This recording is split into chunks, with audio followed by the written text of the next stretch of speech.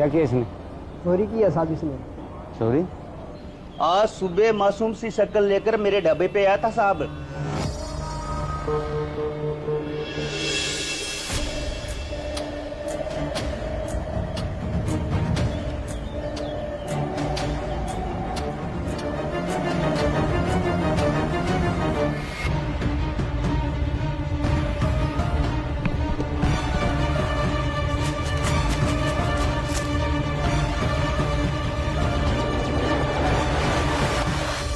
रोटी की चोरी? यार इतनी छोटी सी बात के लिए आप पुलिस स्टेशन आए हो? पुलिस सिर्फ इसी काम के लिए है?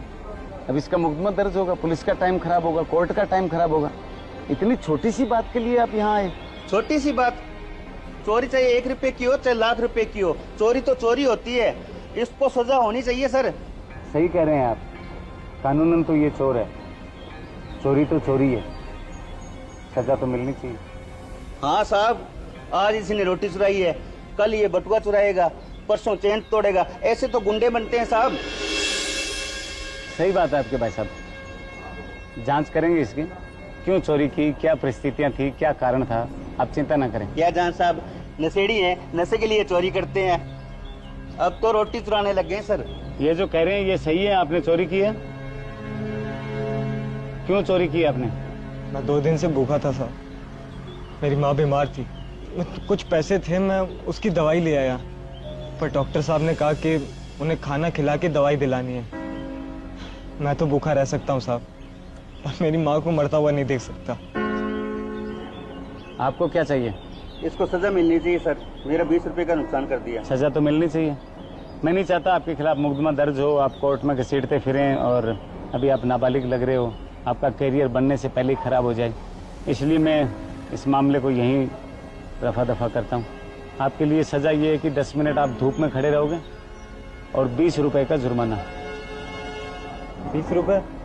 सर मेरे पास 20 रुपए नहीं है, आप चाहे मुझे धूप में 20 मिनट खड़ा कर दो, 10 मिनट के बजाय। कोई बात नहीं, इन भाई साहब का नुकसान हुआ है 2 रोटी का, तो आपका जुर्माना 20 रुपए में भर देता हूँ। ये लीजिए, आपकी रोटी के पैसे आ गए आपको। माफी मांगो इनसे।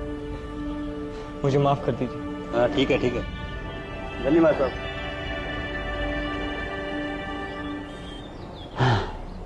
देखो बेटा, ऐसा है, कभी जीवन में भगवान ना करे ऐसी परिस्थिति आपके साथ दोबारा आए कि आप भूखे मर रहे हो और आपके पास खाने के लिए कुछ नहीं है, तो आप पता करें नियर बाई गुरुद्वारा कहाँ है। गुरुद्वारा? जी, उस गुरु घर में सुबह शाम लंगर चलता है, जो भूखों को अन्न देते हैं। आप वहाँ बैठें, भोजन करें, अपने पेट की भूख शांत करें। पर मेरा धर्म तो अलग है। सिख धर्म की स्थापना हमारे गुरु नानक देव महाराज ने आज से 500 साल पहले की थी। जमीन के साथ बैठ के पंगत में संगत के साथ खाना खाया था। उसमें कोई जात पात, ऊंच नीच, जाति धर्म भेदभाव कभी नहीं रखा उन्होंने। ये लंगर सदियों से चला रहा है और ये चलता ही रहेगा। इसलिए भगवान ना करे कभी कोई ऐसी परिस्थिति हो या आए, तो आप गुरुद्वारे में जाके खाना खा सकते हैं। रही बात आपकी मम्मी की दवाई की, खाने की, आपकी पढ़ाई की, वो व्यवस्था आपके लिए मैं करूँगा, लेकिन आप वादा करिए आइंदा आप कभी चोरी नहीं करोगे। नहीं सर, मैं कभी चोरी नहीं करूँगा, और आपने आज मुझे बहुत बड़ी सीख दी है। भगवान से प्रार्थना करता हूँ आप बहुत बड़े आदमी बने, अपने परिवार का, समाज का, देश का नाम रोशन करें। और क्या करेंगे आप? मैं जब बड़ा आदमी बन जाऊंगा तो जो लोग गुरुद्वारा में अब सेवा कर रहे हैं, मैं चाहता हूं मैं उनकी सेवा करूं। आप सब लोगों की सेवा से गुरु घर चल रहे हैं। ये जो सरकार ने कानून बनाए हैं, फूड बिल, भूखे को भोजन, ये कानून तो अब बने हैं बेटा। हमारे महापुरुषों ने, गुरुओं ने आज से लगभग 500 साल पहले ही ये नियम बना दिए थे समाज के कि कोई भी भूखा ना रहे। इसलिए हर गुरुद्वारे में, हर गुरु घर में सुबह शाम लंगर चलता है। चोरी नहीं करना। Thank you, God bless you.